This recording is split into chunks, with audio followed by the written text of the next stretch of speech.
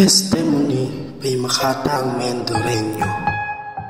Salamat Panginoon sa iyong kadakilaan.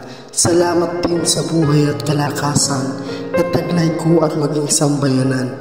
Sa araw-araw hindi mo kami pinabayaan. Dati ang buhay ko ay lubos na matamlay, napakalungkot at walang kakulay-kulay, mistulang nakahimlay na parang isang patay. Tanging ikaw, Jesus, ang sa akin ay siyang bumuhay. Nang ikaw ay makilala, ang buhay ko ay sumigla.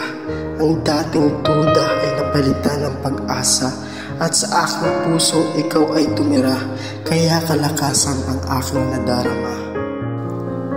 Simula nang ako'y iyong binago, naging malinaw lahat ng plano, kaya ang tanging alay ko sa iyo, pasasalamat at buhay na patotoo.